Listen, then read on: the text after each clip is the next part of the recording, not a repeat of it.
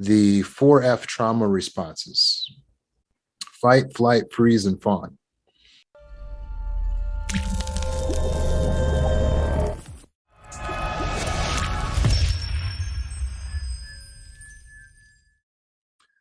And these 4 trauma responses are examples of the way that we tend to respond when we're in a traumatic situation. And each person tends to have a different thing that they respond, a different way that they respond to traumatic situations. Everybody's got their own style. What's more so is that depending on the situation, you may actually respond differently personally. So you might be the type that's a flight person, type that's a fight person, type that's a freeze person, a type that's a fawn person. But what exactly are these? Why do we respond this way, and how do we get out of it? Because it's ultimately destructive to be in survival mode, fighting, running, freezing, fawning, when we need to be able to chill back, relax, and handle situations when they're not actually survival situations. So what we have to look at is what happened to us as a result of our complex trauma. The brain got locked into a trauma mode. So when your brain is in trauma mode, it's like when your phone is in emergency mode and it locks out any applications that are not ultimately going to optimize the performance of the phone to keep your battery life longer, so that all the energy of the phone can be used toward the emergency systems and operations in the phone. Likewise, when you are in trauma response, the brain has a similar system where it locks out anything that's not helping it to directly survive traumatic situations. And that's a lot, because the majority of your brain is not geared towards surviving traumatic situations. The majority of that space up there is the canopy of the brain, which is for being creative, for being logically deductive and deducing and analyzing and gathering data and processing memories and using your imagination. And so it's like there's a lot of things that the brain does and can do. It's producing things, it can create things, but none of that helps you with survival. So what the brain does, it shuts down all those systems, and then it just keeps the limbic system active and the sympathetic nervous system hyperactive. So now it's like, okay, we're in trauma mode, and trauma mode is all about trying to stop you from getting killed or from ceasing to exist. And the concept that the brain has of the self is deeper than just the physical body. And rightly so, because we are more than the physical body, right? We have the energy part of ourselves, which is the thought selves, the metaphysical, right? Because thoughts are actually energy, and the energy part of yourself needs to be preserved as well. The energy part of yourself is your concept of the self, which is made up of your values, your beliefs, your schemas. So it's what you believe, what you think about, and what you hold dear. Your values include what you want, what you desire. And when we pull in all of our values, all of that is what really makes up the metaphysical self. It's what we think is important. So anytime something seems to be violating the metaphysical self, we get anxiety, such as if you feel like your kids are important, you're going to get anxiety if you feel like your kids are in danger. Making sense so far? If you feel like your dog is important, you get anxiety if you feel your dog is in danger. And because our values are different, that is why trauma is different for every person. So some people say to me, can you get CPTSD from a narcissistic relationship? Of course. You can get post-traumatic stress disorder from a fly landing on your hand. It is not the situation that gives you the stress. It is your perception, your unique perception of the situation based on your values. And how things interact with our values is the total explanation of where and why we get emotions. It's how we perceive that something in our environment is interacting with our values. So when we're locked in trauma mode, then anything that your brain perceives as a potential threat to the self, it's going to give you one of the 4F responses, typically: fight, flight, freeze, and fawn.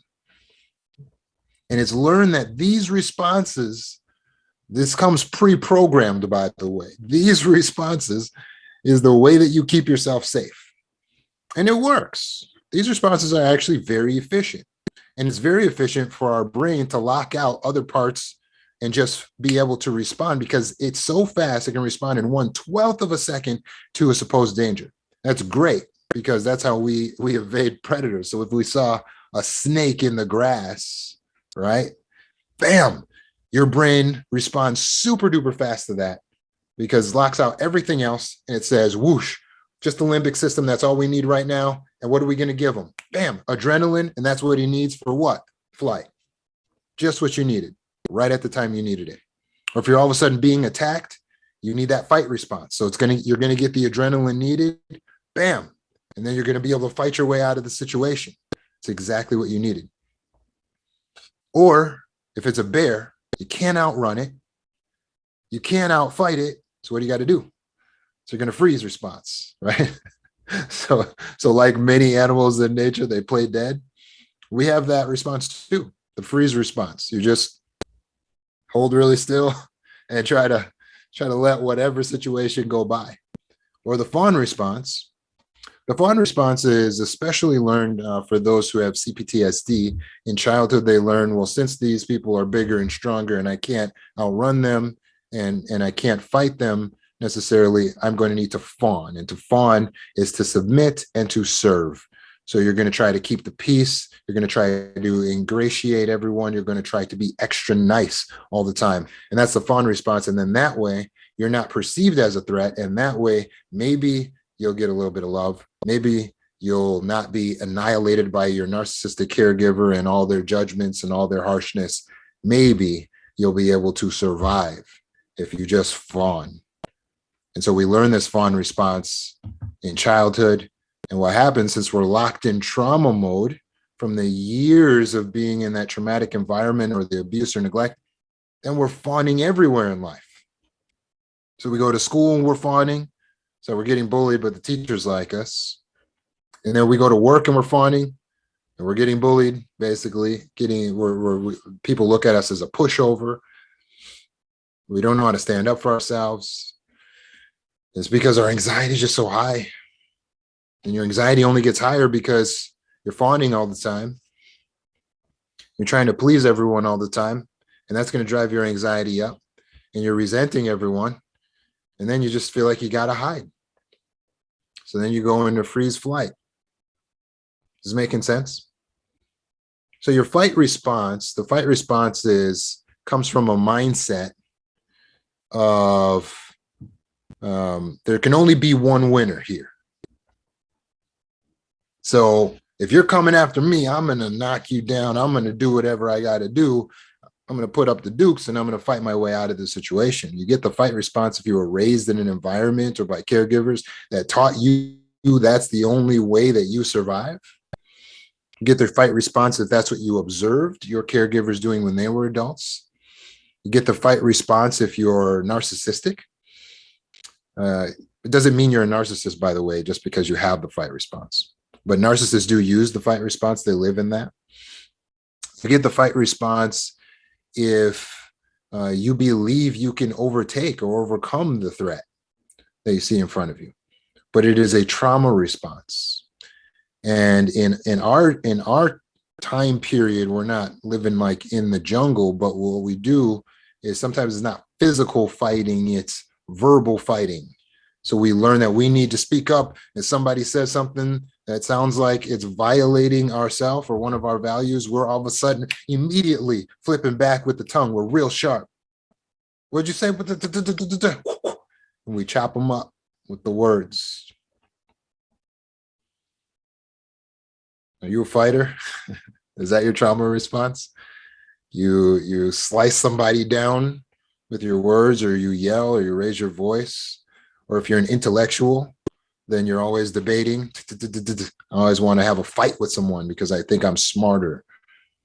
So when you think you can overcome your enemy, then you're going to use that fight response, right? If you got the flight response, then that's you always trying to get away, get away, get away. So you might find that you're actually avoidant in relationships. You might turn down opportunities, such as jobs. If you think you're going to fail, turn down relationships. Oh, no, no, no, no, no, no, I'm not going to. So you're avoiding all the time because you're in flight response. And I see you complex trauma survivors, many of you love the closet. You're introverts because being around people is stressful because you're always having to fawn or fight around them. So you use the flight response and you've got your own little space. You're hiding in the closet, you're hiding in your bedroom, you're hiding wherever you can find yourself, a little bit of peace, a little bit of space so that nobody can see you. You can finally take the mask off. Oh, it's exhausting trying to please everyone all the time. But you don't want to live in the flight response because you find yourself a little bit too alone because you're always running.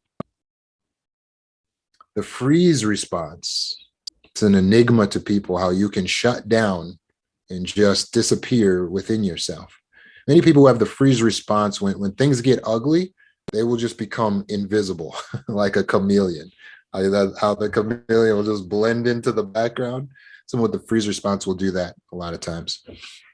But ultimately, what it is that they don't feel like they know how they could respond to a situation. So they don't say anything. They don't do anything. You can literally be talking to them, talking at them, and they'll just stare back at you. They can go blank. They look down a lot of times like this. They just freeze out. And they're hoping that everything will just pass and then they can come back out of their shell like a turtle. They just hide inside of themselves. Many with the freeze response get diagnosed with autism, sometimes misdiagnosed as autistic, although they are not actually autistic. They're having a trauma response. Many escape inside of themselves. They have a robust imagination. It causes them to daydream too much. And as children, they get diagnosed with ADHD. Or at that time, maybe it was ADD. They said, boy, this kid can't pay attention. We don't know what's wrong with this kid. That's a trauma response. Or you may have that fawn response, as we talked about, where it's just like, hey, I am not a threat here. Please let me survive. Please like me. I just want to be like, what can I do for you? Can I get you a glass of water? Can I get you the fawn response? You are always a servant, always bowing down, always kowtowing, always just acting like people are interesting when they're not, agreeing with everyone. The group wants to go to the worst restaurant in town. And you're just like, sure, that's fine. Fawn response. Right? And you do that as a means of survival, but the problem, and these are great survival techniques, by the way. I'm not knocking them. The problem isn't that they're bad survival techniques. The problem is that we cannot live our lives in survival mode because we need to do more than just survive. We need to thrive. You can enjoy your life. Imagine that. You can actually enjoy your life, your time here. You can have peace, connection, space for yourself. You can enjoy it. You can thrive in this world. You can be successful. You can accomplish goals. You can make a name for yourself. You can have a legacy. You can thrive in this world. You can be successful and happy. It is technically possible, but it's not going to happen when we're in trauma mode and we're just trying to survive. The 4 F's aren't it. That's not where life is. So don't beat yourself up if you feel like, man, I've just lived so much of my time in these trauma responses. Congratulate yourself for surviving. The problem is not you. The problem is the environment you grew up in. The problem is the imperfection in other people. The problem is just the time and unforeseen circumstances that got you into the wrong place at the wrong time, or with the wrong parents and the wrong caregiver or the wrong adults that you couldn't trust. The problem is not you. Congratulations for surviving something that many people do not survive. You're here. Now, let us thrive together. Let us grow out of this. Those 4 F's, it's nice to learn about them so that we can recognize, oh, okay, what I'm doing is a trauma response. You might realize you've lived your whole life in trauma response. And please understand, there's not just one F that you live in. Typically, you're going to have some combination of being a fighter that flights sometimes, or a flighter that fawns sometimes, or a fawner that freezes. You're going to have your own unique combination of what you're using.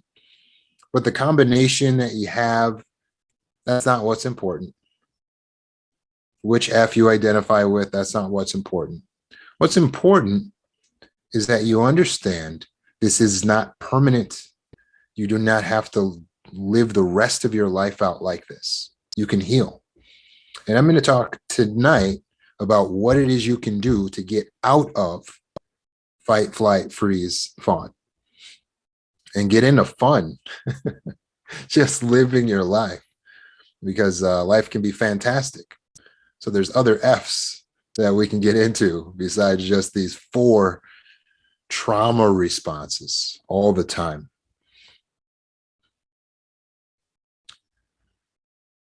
The problem is that we view many things as a danger, as a life or death situation, that are not necessarily life or death dangers. So if we're viewing non-dangers as dangers, it's going to put us into the trauma response when we don't need to be in the trauma response. So we'll be in a relationship and our spouse says something that triggers us, and then we go into trauma. We're fighting or we're running away, and it's like the spouse is like, I just asked you what you wanted for dinner. Like, I don't understand what happened. So in order to thrive, to get into thriving, we got to unlock that trauma mode and get the rest of our brain unlocked so that we're living in the conscious mind, not just these constant subconscious responses. One of the things we need to do in order to do that is get out of traumatizing beliefs. You see, if you have certain beliefs that are limiting, they will hold you back so that you're only living in your limbic system, the amygdala. Those beliefs will limit you. For instance, if I have a belief that when someone asks me what I want for dinner, they actually are planning to attack me. You see how that belief will put me in a fight, flight, freeze, or fawn when someone just asks me what I want for dinner? Does that make sense? So I have to change that belief so that I can be asked that question. It's not everyone else's job to not trigger me. Don't get into that. Hey, don't ask me what I want for dinner because that triggers me. Don't do that. Get untriggered. Defuse that trigger. Recognize that someone asking what you want for dinner is not a life or death situation.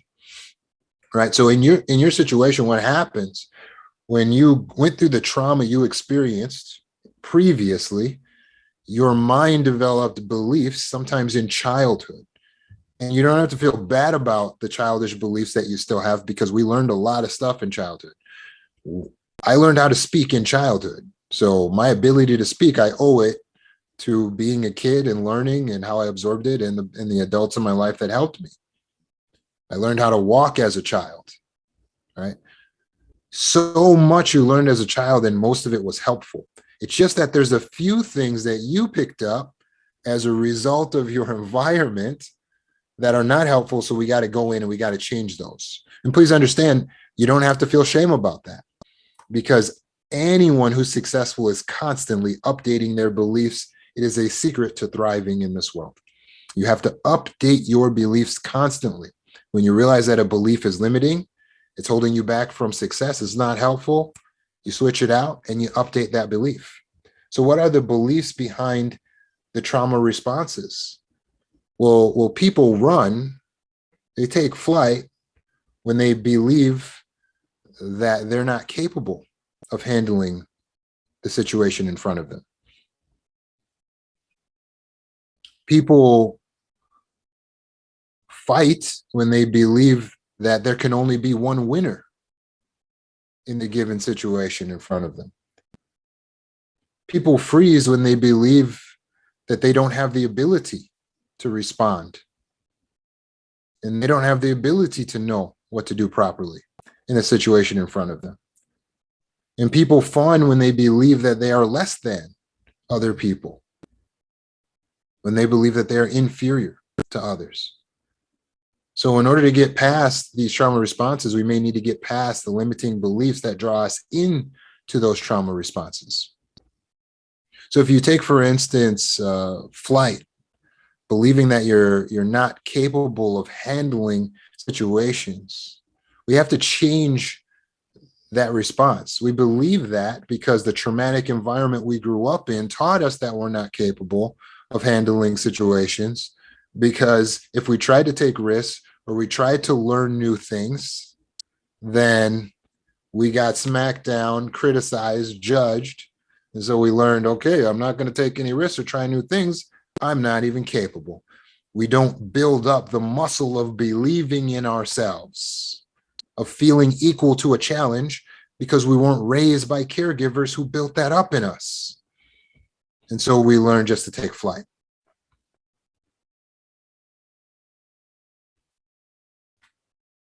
Or you might have grew up where there was so much chaos that you couldn't learn skills and new things because there's too much chaos around you. And so you learn just to run. So your maladaptive belief is the only thing that can keep me safe is to run. So how do we change that up? How do we switch up that maladaptive belief? Is that true, that the only way that you can be safe is to run away? Well, we had to reverse our thinking, and we need to do that by learning new things and realizing we are capable. And when you realize that you are capable of handling situations, little by little, you build up your confidence. And you realize you're equal to the challenge. You can be equal to the challenge in front of you. You do not have to run away. So when your spouse challenges you, or your boss challenges you, or someone says something to you that would have been triggering, you realize, okay, I can handle this. And you stand up right at that moment and you assert yourself. And by having those skills of assertiveness, you don't have to run away. You can continue to enjoy your life. And things work out better for everyone that way.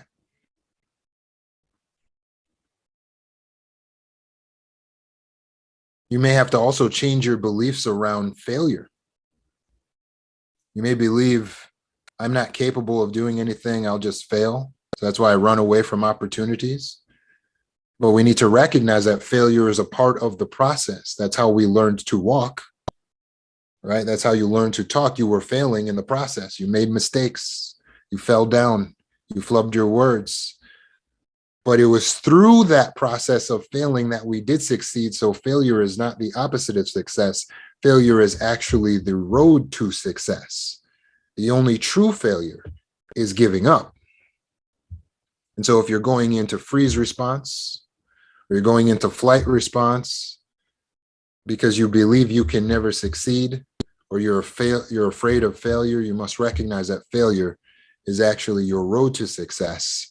Stand up, walk that road, face the challenges, and you will build up your confidence in yourself, and you will succeed. And then as you do that, you'll realize you can distinguish those responses of running or freezing because you're capable. So in order to do this, we have to learn the skills of assertiveness, right? Or you take, for instance, the maladaptive beliefs behind fight and fawn. So if you're fighting all the time, you're thinking, hey, there can only be one winner and it's going to be me. If you're the fawn type, you think, hey, there can only be one winner and it's not going to be me. So, hey, I'm right here. I acquiesce myself to you. I can be of service. I am not a threat. They're going into these responses because of the belief that there can only be one winner, but that is not actually true. In reality, life is a negotiation, and in negotiation, everyone can win. So change the belief system from there can only be one winner to, hey, actually, everyone can win. I have a illustration for this. Let me see if I still have this up on my computer. Give me one moment. I know people typically like the illustration, so I'm going to see if I can find this.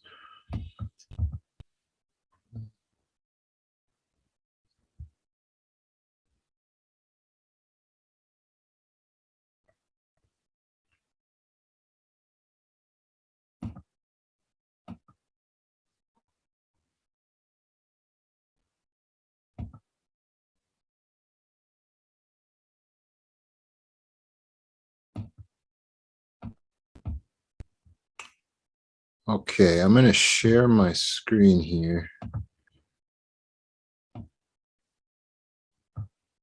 You guys let me know if you can see what I'm sharing.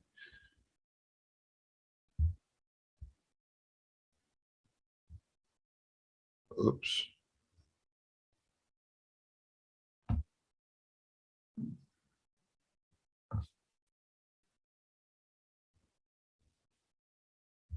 Can you guys see that? Not yet.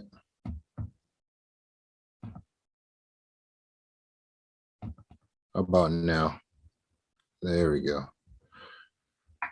All right, so if you look at this little chart here, you got the trauma responses on either side.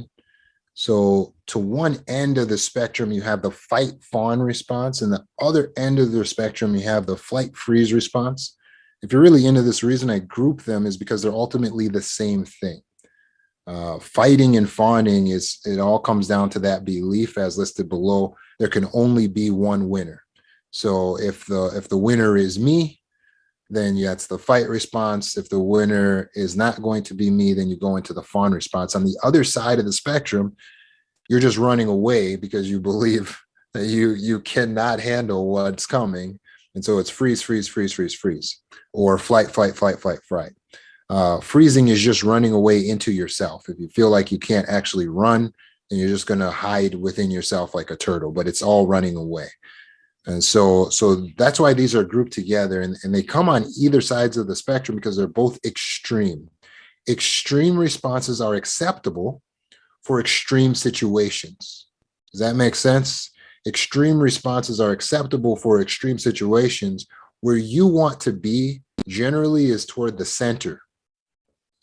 When you're right in the center, you have balanced responses, because most situations are not survival situations. When the boss asks you, hey, can you handle taking on an extra assignment until blah, blah, blah. It's not fight, flight, freeze. It's not survival. It's just normal life, right? When there's issues that are happening in your relationship, it's not life or death.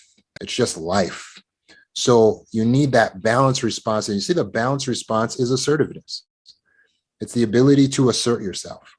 You can have two modes. You can be patient with the situation, or you can assert yourself. But the only action you need to take that is balanced and reasonable is calm assertiveness.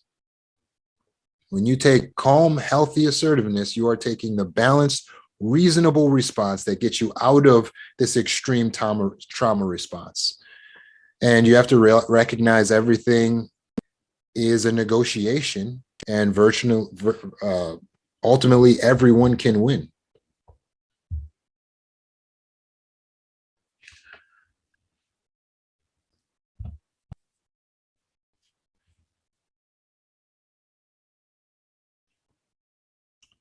Let me see if I can. Sorry, these controls are a little awkward for me. Bear with me here as I try to get you another visual.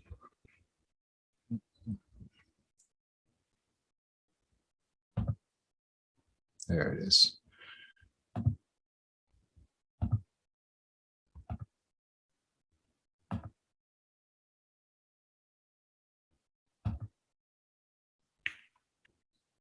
refusing a request, non-assertive.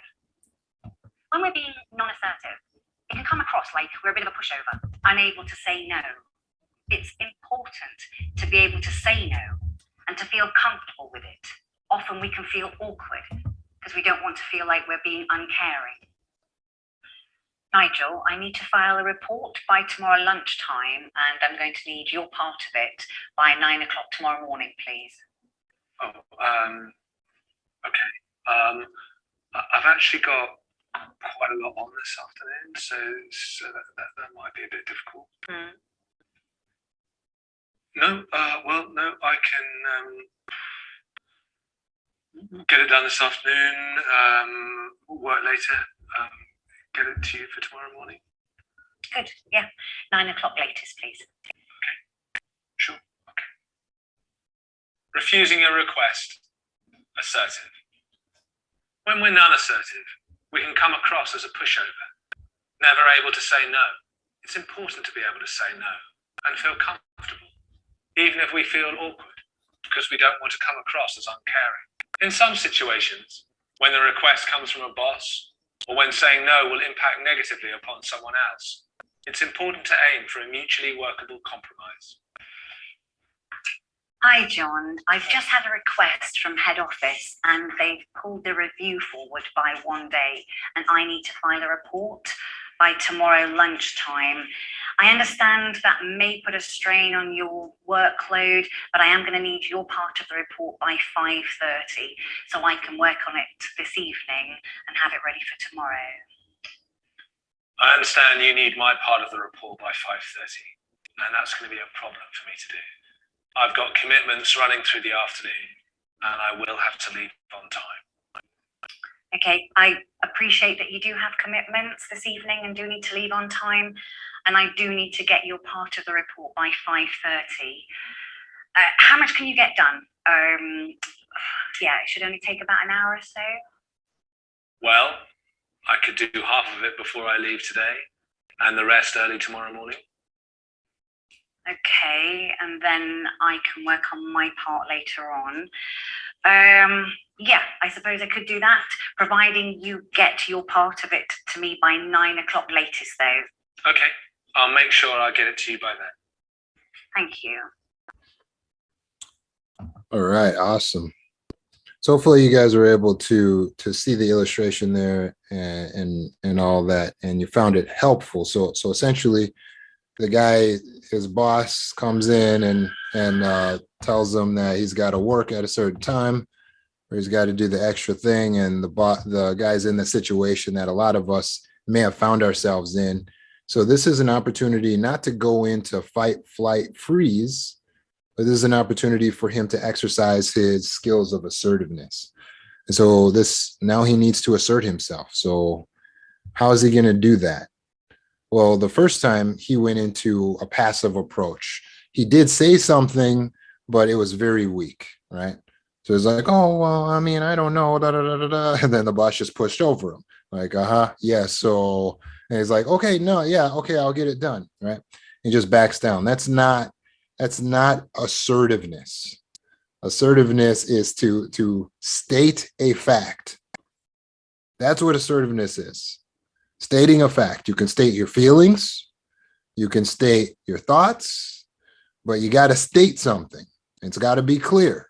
It doesn't matter what the other person says back, because he got that the second time. Now, the second time around, my only criticism is he didn't use my rule of 7 seconds. It would have come off a lot cleaner if he would have paused for 7 seconds before he jumped in and told his boss to take a hike. So just take the 7 seconds, really pause so you can think out your response. And then you come back to the boss with the assertiveness. You know, I appreciate where you're coming from, but that's not going to work for me.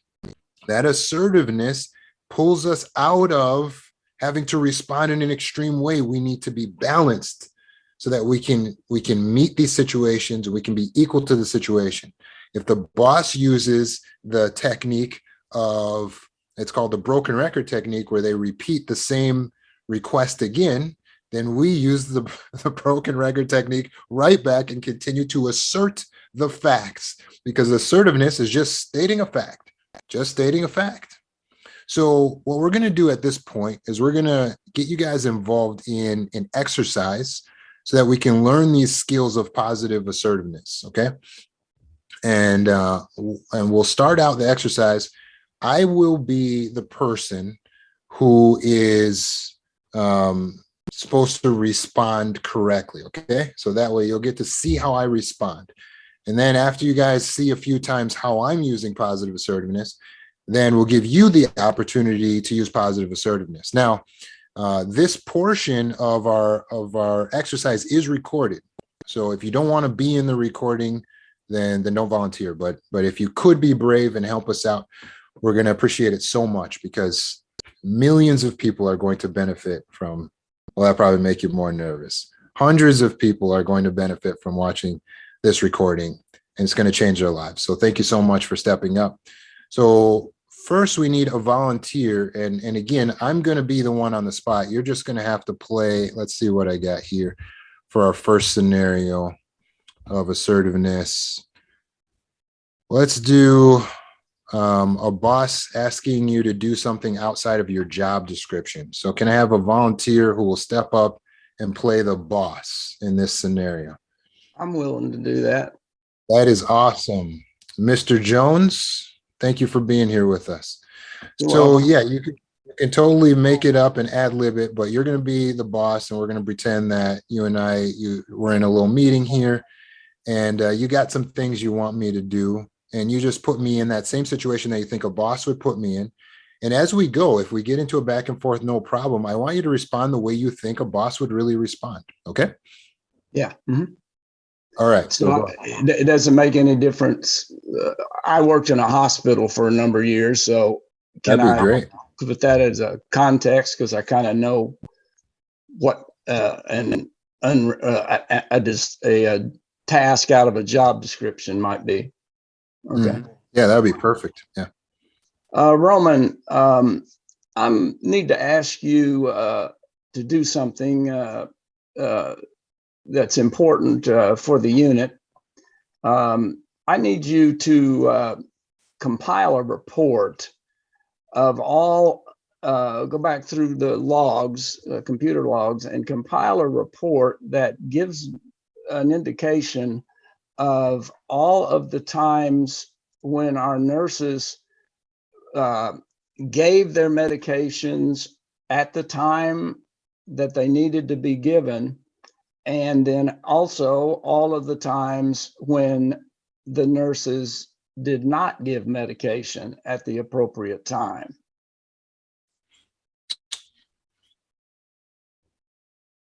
You're a nurse, by the way.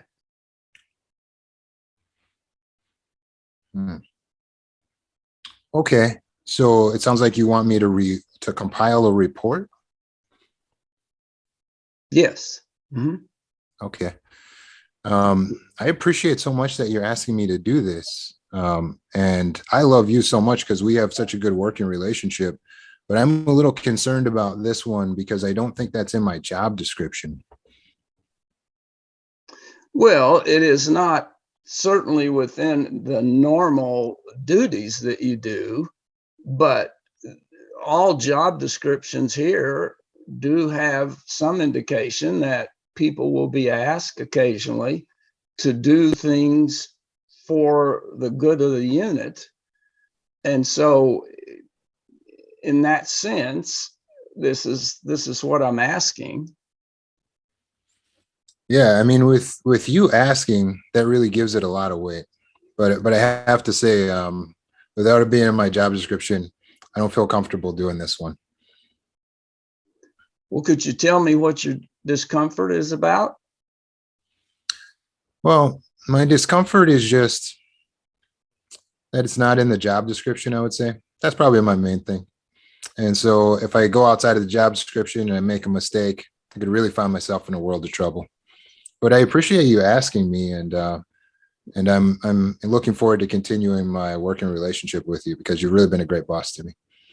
Well, let me say a couple of things. Number one, remember that if you go look at your job description, you will see that there are the normal duties, and then you will also see that your job description includes doing occasional projects or tasks that are outside of your normal duties. So this ask really is within your job description.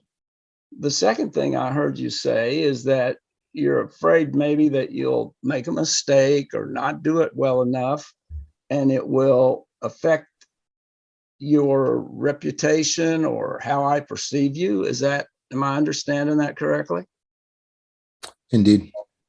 Okay, well, I wouldn't have asked you to do this if I didn't think you were a very capable nurse and very capable of doing it. And it's not like you can't come to me if you encounter some difficulty or some concerns about it. So my belief in you is that I wouldn't have asked you if I didn't have a lot of faith that you could do it. And if there's a mistake along the way and we discover it, then I'll just say, hey, I think you may need to go back and look at it. It's, that's kind of part of the process in doing some of these things sometimes, is you may not always get it right the first time. And like I said, I'll be here to kind of coach, and you can show me along the way, how you're going about it. And if I think there's an issue with it, hopefully we can correct it early on. Does that sound workable?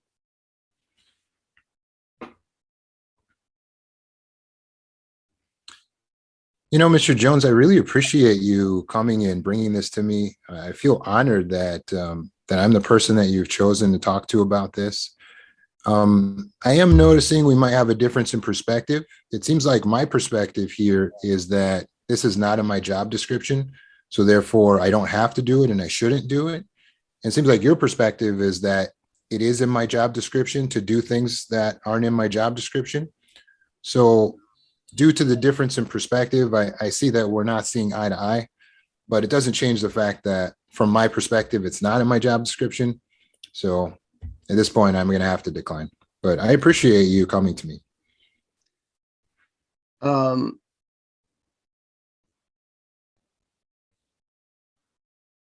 want you to do something for me. We may need to continue this discussion a little later. I'm going to give you a print. Do you have a current copy of your job description? Yes, I believe. Do you know where to find it, or I can print one? I do. Yeah, I have it. Then I want you to go back and read it again. And I want you to find the part that I'm referring to, which says, that makes a distinction between your normal duties and the fact that every nurse has the same job description, that from time to time they may be called on to do something outside of their normal duties. So normal duties are not your entire job description. Your job description is normal duties are things that you would do every day and most every day. But we have people here that serve on committees, they get involved in special projects and so forth. And this is what I'm asking you to do. And just so you understand, what we're trying to accomplish with this is we are trying to improve the performance of our unit. We're trying to find a way to improve the level of patient care that we give. And in order to do that, we have to see where we are at the beginning. And that's what I'm asking you to do, is to gather data that says, oh, here is our current performance as a unit. I'm not concerned with picking out individuals and, trying to fire somebody or whatever. I want to just know what we're doing as a unit. And then we'll take a look at what we could do to increase the improvement. And then we'll be able to tell if we've made an improvement. So to me, you're a good nurse. You would want, I can tell by the, I mean, you get good performance reviews. I've given you good performance reviews. And I know that patient care is important to you. And that's why I ask you to do this. And as I said, I believe you are confusing normal everyday duties as that is your job description, when in fact your job description does include doing occasional things outside your normal duties. And to me, you're a perfect fit to do this. So Thank you. Well, but thank you so much, Mr. are Jeff. you willing to go re-examine your job description, and then we can continue this discussion later? I am definitely willing to go re-examine my job description. So I'm going to go take a look at that. Thank you so much for talking to me about this. Okay. Take care. Awesome. So thank you so much, Miss Jim, for doing that with us. I appreciate that. And hopefully, just so you know, I'm retired now, but I spent 23 years in management training and development, among other things. So great. I was So I was trying to demonstrate reasonable assertiveness on the part of a manager too. I wasn't. I was not. I hope you didn't feel like I was trying to just hammer you with authority, but No, that's good, because they go through their trainings as well. So right. So we got to be trained for the real deal. So thank you. Right. Appreciate it. It's perfect. Okay. And we all appreciate it so much. So can I get another volunteer for our next example? So hopefully you guys saw there, I tried to pause a couple times so you could see that I was using the rule of 7 seconds so that I would have the opportunity to pause. Don't worry if he uses what I call that management technique is the broken record technique. So he's going to filibuster me and keep on going and wearing me down. Don't be worn down, because assertiveness is stating the fact. My fact never changes. Today, tomorrow, if we were going to go 10 rounds, my fact is still the same, that from my perspective, it's not in my job description. I can say I may be wrong. I'm sorry if I'm making a mistake. I can say a million things, but the fact is still the same, that from my perspective is not in my job description. And that's it. That's the end of the scenario. So that's assertiveness. And those are the techniques that I was using there. You also noticed I took the opportunity to compliment him and to try to keep peace. So it wasn't about, neither of us needed to yell. There wasn't a fight. I know it feels like a survival situation when you're on the spot like that and you're displeasing your boss. That felt very scary. But when you walk out of that, your boss is going to respect you, because they see that you fight in the sense that you assert yourself. That boss is not going, if he wants an easy target, you're not going to be it. So utilize your assertiveness. So can we get a female volunteer for this next one? Because I need a girlfriend, someone to play a girlfriend that expects me to handle the cooking after I've also worked all day.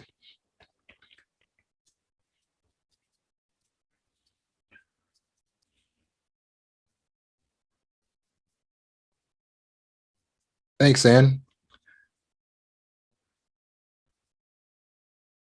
Go ahead and unmute yourself. All right. Man, I am hungry. Man. Yeah, me too. I'm also really exhausted. I don't know, what were you thinking? Maybe we could go out to eat or something, or I'm not sure if how you're feeling, if you're feeling up to making something. I mean, you're better in the kitchen than I am, and you make that Alfredo, so I can't do what you do. So I was thinking maybe you could make that.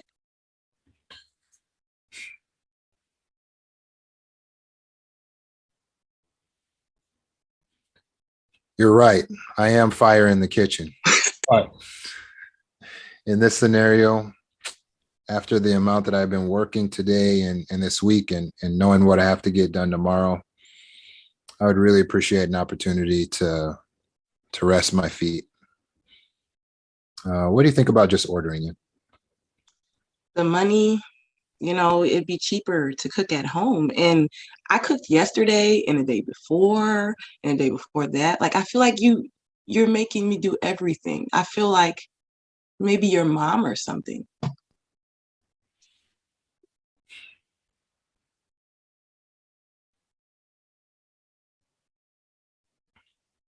Babe, I'm so sorry if I'm making you feel like you're doing everything. It's definitely not how I want to be as a boyfriend. It's not how I want to show up to the relationship. Looking at things clearly, I'm failing in some way if I'm making you feel that way. However, I really think it would be best for me to rest my feet tonight. Do you think there's anything you can do as far as putting something together for us? So you don't care? You don't care about how I feel? I just got off of work yesterday. You don't care? Is that what you're telling me? Seems like I might be upsetting you. I'm not telling you that I don't care. Maybe in my tone that might have came off that way, but that's not what I mean at all. What I'm saying is just looking at myself, I'm noticing there's a limitation, and with how much I've been working and what I have still coming up, I think it would be best for me to rest my feet. I apologize if that's hurting you in any way. Wow, that's crazy. I asked for one thing. I never asked for anything else. Just one thing. Just one. And the minute I asked for one thing, my girlfriends told me. They told me, just leave him alone. But no, I'm trying with you. Yeah, I definitely sense you're putting a lot of energy in, and I know that I'm imperfect. I'll tell you what, since I seem to be upsetting you, I'm going to take a little bit of a break from this conversation and give you some space and give myself some space too. We can come back and talk more about this in a little bit. Does that sound fair? Typical. No, that's typical. You never want to talk about anything. You always want, and then later we'll never talk about it. And I'm supposed to act like I'm okay. And that's what you want. So I'm going to be upset and you're going to be over there. You're going to be fine. And I'm supposed to keep stirring until you're ready to talk, like on your time. I just, I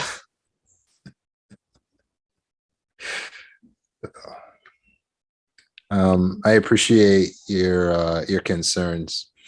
I'll tell you what, before I take my break, is there anything else that you wanted to say? Because I don't want you to feel like I'm not trying to listen to you. I just feel that at this point I need a break from the conversation because I can tell I'm hurting you. what you really mean to say is a break from me. Isn't that what you mean to say? I'm so sorry. I don't know if you heard my last question. My last question was just, is there anything else that you need to say to me before I take my break? Because I don't want you to feel that I'm not listening to you. But you didn't hear my last question. Do you need a break from me?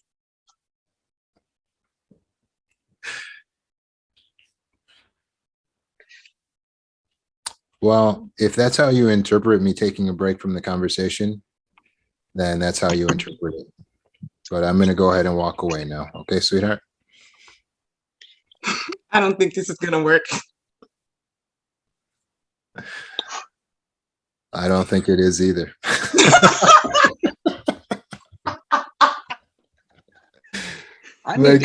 I think Ann's doing a heck of a job here. Yeah, this is some good acting. This is like an acting class right here. Exactly. That's great. Thanks, guys. Thank you. And you got all of us cracking up. I am so sorry. I didn't specify that I didn't need you to play a toxic spouse. I just needed a regular girlfriend. I was just recalling from experience. Yeah, I could tell. That came from life experience, but what we're trying to do here is just assertiveness training. I wasn't trying to do the toxic spouse training. Sorry. But I have to say, now that you brought all that in, those were some serious red flags, folks. You're in a relationship with someone who's that difficult to talk to. You need to be plotting your exit for real. You don't want it. That is emotionally draining. So if you have TikTok, SHRT. so if you're in a toxic situation like that, you do need to leave those relationships. Thank you, Anne, for bringing that out. That was, you had me cracking up. So yeah, let's continue with assertiveness examples here, and I'll try to be more specific in what I'm looking for. So I'll do one more where I'm showing how you can assert yourself. Let's do a spouse asks you to do something in the bedroom you're not comfortable with. So if someone could play my husband, and in this situation, I'm going to be the female spouse, because I think that tends to be a more relatable scenario for this one. So there's going to be a spouse asking me to do something in the bedroom I'm not comfortable with. And you don't have to say directly what it is, but you can just say, oh, I want you to do the thing that we've been talking about, for instance.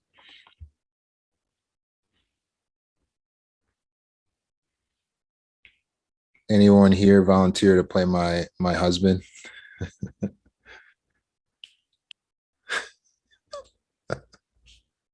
Oh, geez, I guess I'll do it. Thanks, JR. So just as a repeat to everyone here, so he's going to play the guy in the relationship. And by the way, you're not a toxic spouse necessarily, okay? Okay. Just a more middle of the line spouse. You can be a tad egopathic, but you're not going to be a narcissist. And I'm going to play. What's that? Typical male. And I'm going to play. In this case, I'm going to pretend like I'm a female in this case, because I believe that that's a common scenario. So go ahead, sir. Just you don't have to specifically describe the act, but just allude to something.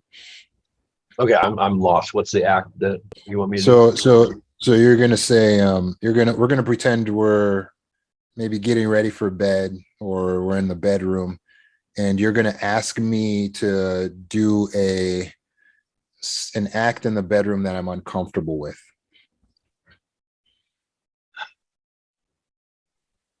You can just call it that thing we talked about. Okay, I don't have to think of the act. Okay. You don't have to describe. I was immediately going to, you should have chosen me for the last one. Okay, so that thing we talked about? Yeah. Okay. So you want me to start off with something like, so honey, I've been thinking about that thing we've been talking about. You've been considering it? Oh, you mean the thing we talked about the other night? Yeah. No. I brought it up. You said you'd think about it. I feel so nervous right now because I love you so much, and I love our relationship, and I really like the idea of us spicing things up and making sure that we're not being complacent in the bedroom. And again, I love you so much, and I'm attracted to you. But I did think about this, and for right now, I am still uncomfortable with that. But would it be possible that instead tonight we do A and B? Oh, A and B. I'm tired of A and B, you know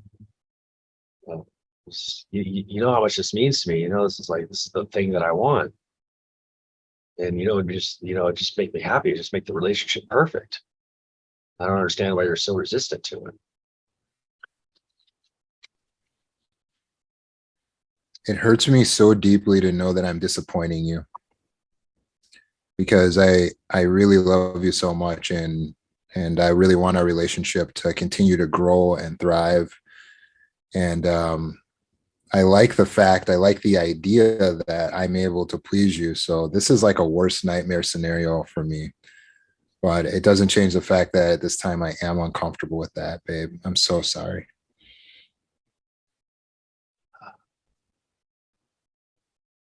Well, I just don't know what I'm gonna do. It's like I've been looking forward to this for so long, and I figured you'd come around someday. And now you're just, being approved.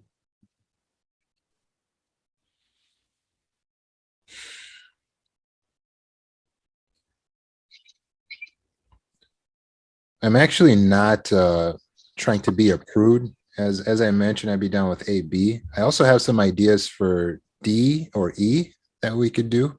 It's just C I'm uncomfortable with. So it's really specific to this one thing, but I definitely want to do something with you, and I definitely be up for it.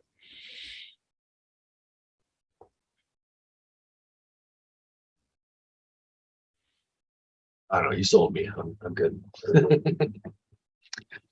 I sold you. It's too assertive for me. I couldn't go any further.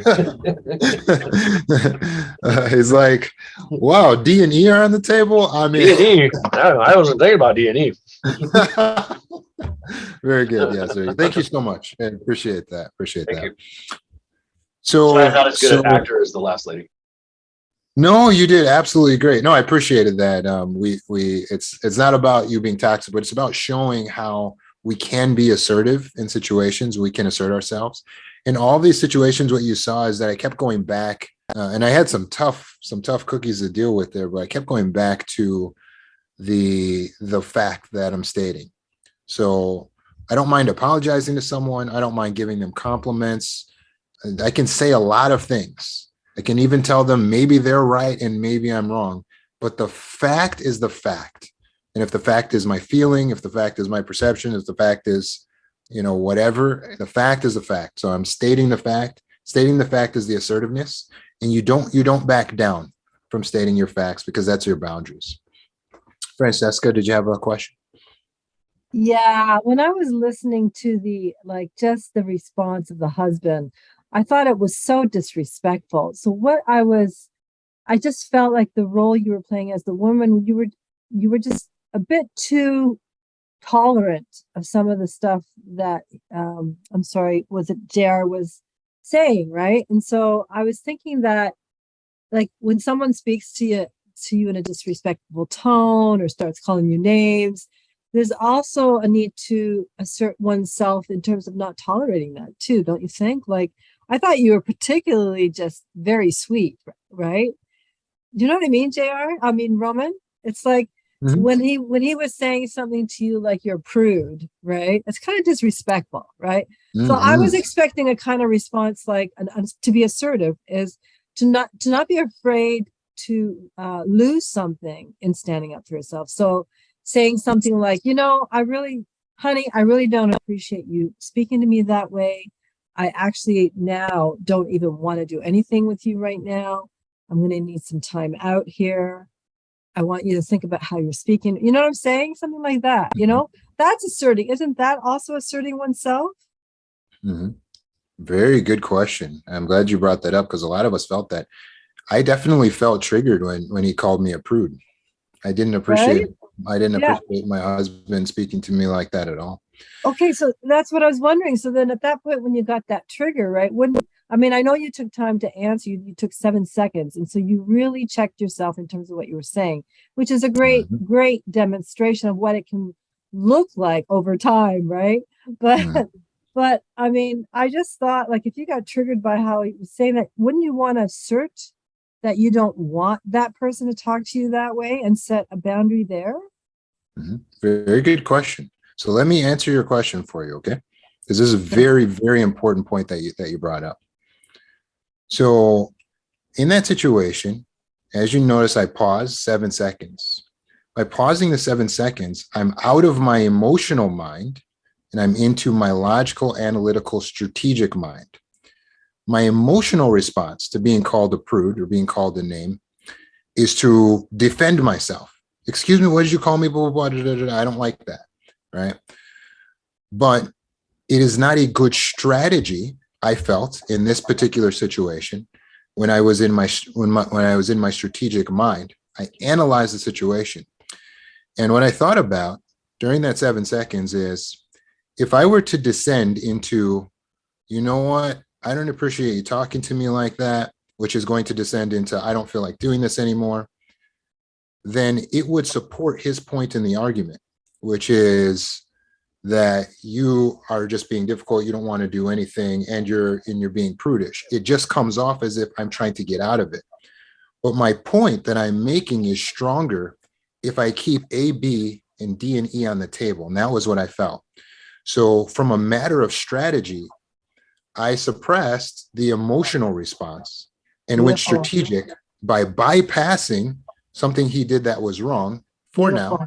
Yeah. And went into response A, or so that I could keep A, B on the table and D, E, so that I could show, no, I'm not trying to get out of having sex with you. What it is that one specific thing. I have one point, and it is that C, I am uncomfortable with, and is that simple. So I'm keeping it very simple.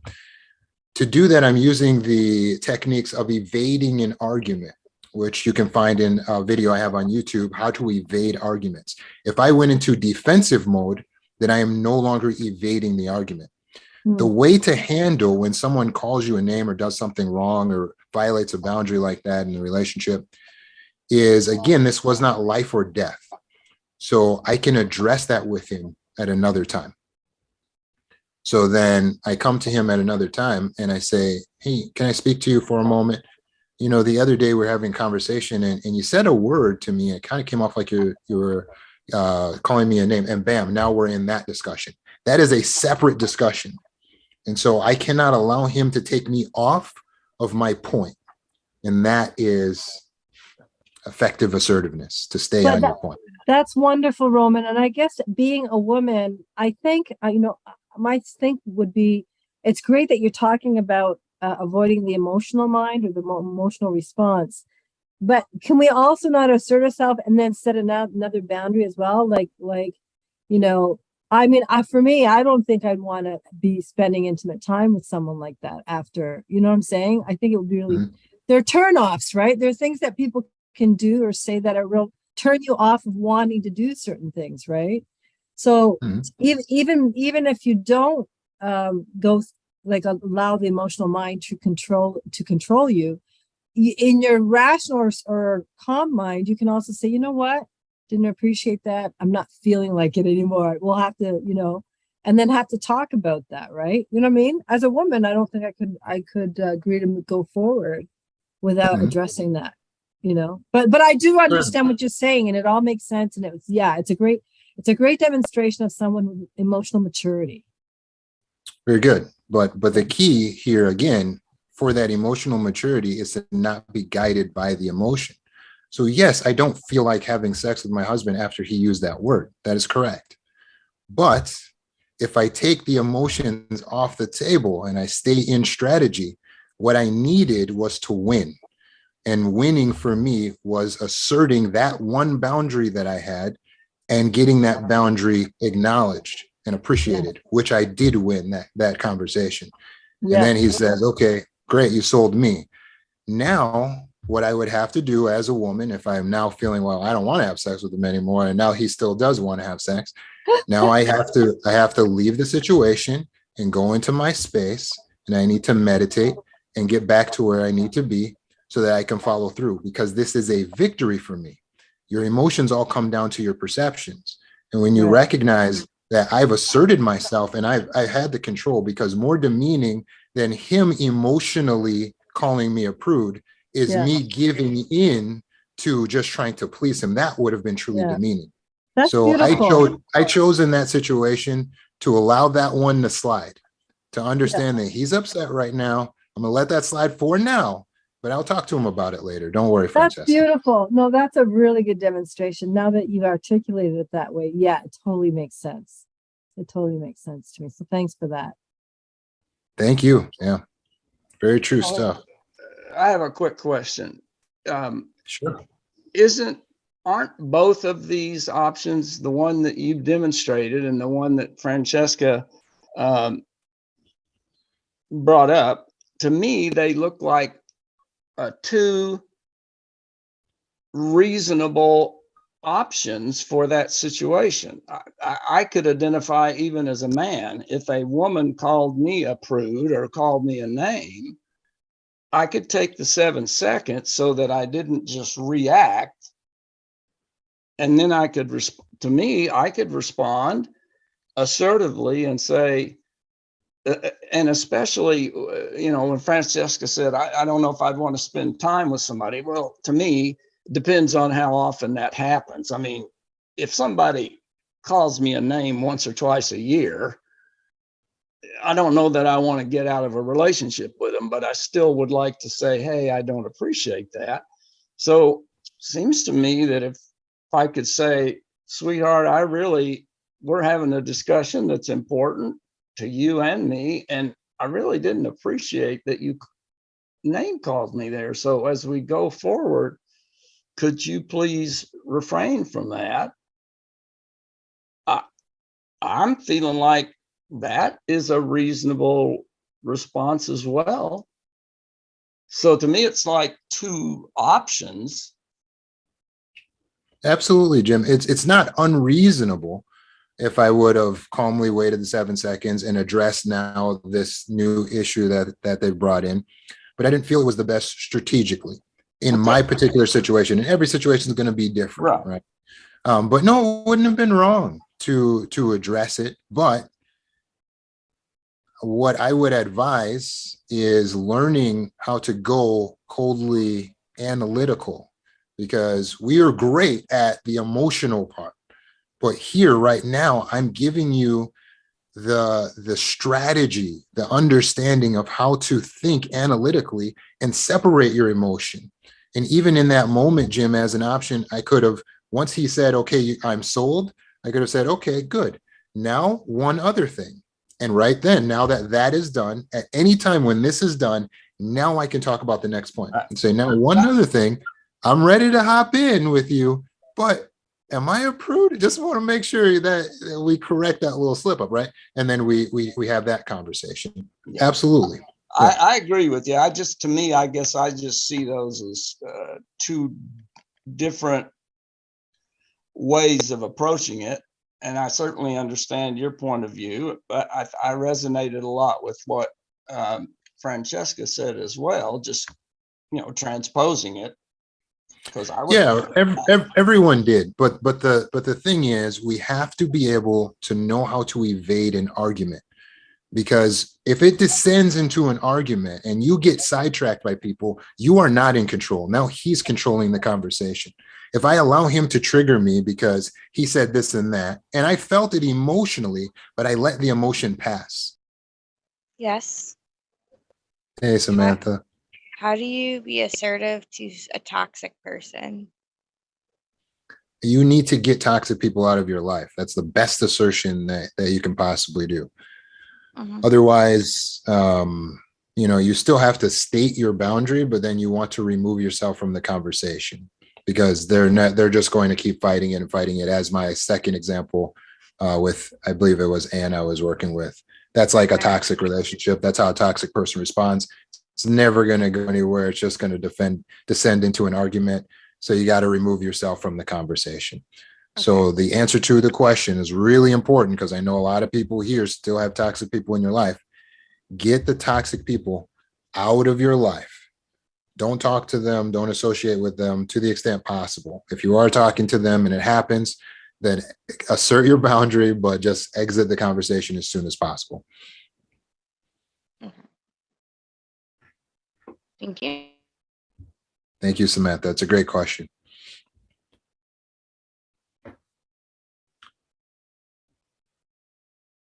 Any other questions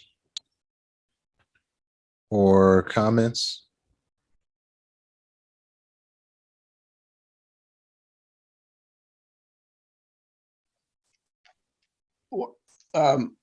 Here's Mr. Jim Jones talking again, but there was a space there, and I think I waited 7 seconds. I was wondering if you thought, well, let me put it this way. I happen to think that practicing this stuff like we just did is really important, because if you're trying to do it on the fly for the first time and got the emotions going on and stuff. So for me, I find it helpful if I could find somebody that could play somebody that I need to have a conversation with and kind of prep them on what they may say, and then give myself a chance to go through it 2 or 3 times. I was wondering what you thought about that.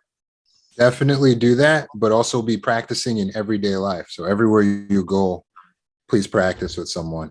Francesca, I'm sorry, I noticed you had your hand up. Do you want to say something?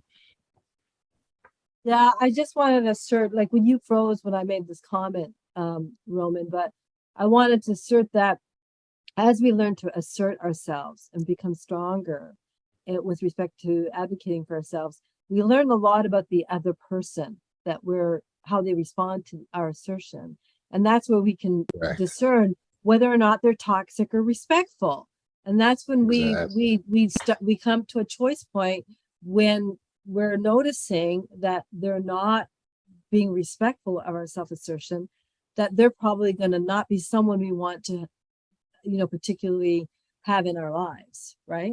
Exactly. That's Very what good. the thing about assertions. When we're used to being codependent, we just go along with stuff and let people just step all over us and get what they want. But That's again, right. once we start asserting, once we start changing how we respond, then we get information about the other person in terms of how they respond to our assertions. Very good. But remember, please, asserting yourself to everyone here, asserting yourself does not mean fighting. And you do not have to defend yourself verbally to everything. Asserting yourself is about stating a fact, and that's it. Once you see how they respond, like you said, Francesca, yep, they're going to show who they are. Then you exit, because then you realize, oh, they're not a good person. So we don't have to keep, it depends on the how long the relationship is and what the issue is, right? But we don't have to keep, when someone keeps not wanting to accept our assertion, it says a lot about them, right? It's like this form of manipulation. I mean, narcissists want their way, right? Yeah. Thank you so much, Francesca, for your comments tonight. Appreciate everyone's comments. We have time for probably one more if anyone else has a question that they want to get answered or a comment they want to make.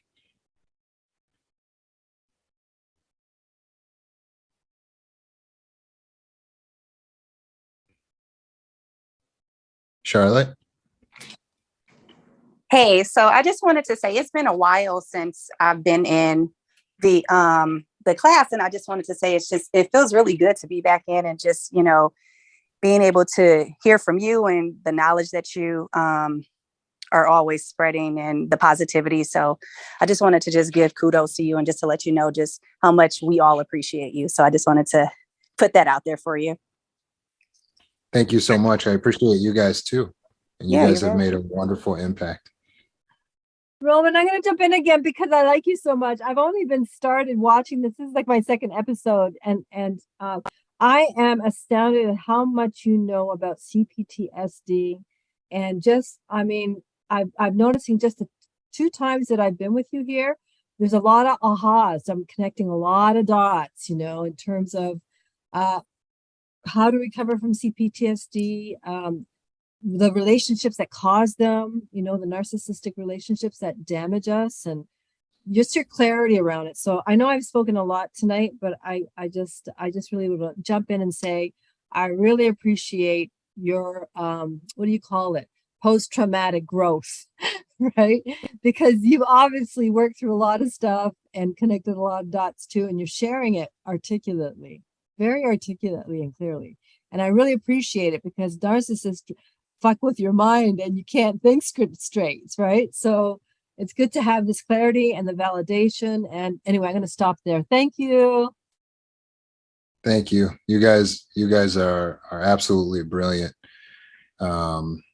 It's wonderful working with you guys. And if you're finding this helpful, then watch a YouTube video every single day. It's a part of your healing process. You need 30 minutes a day of edification.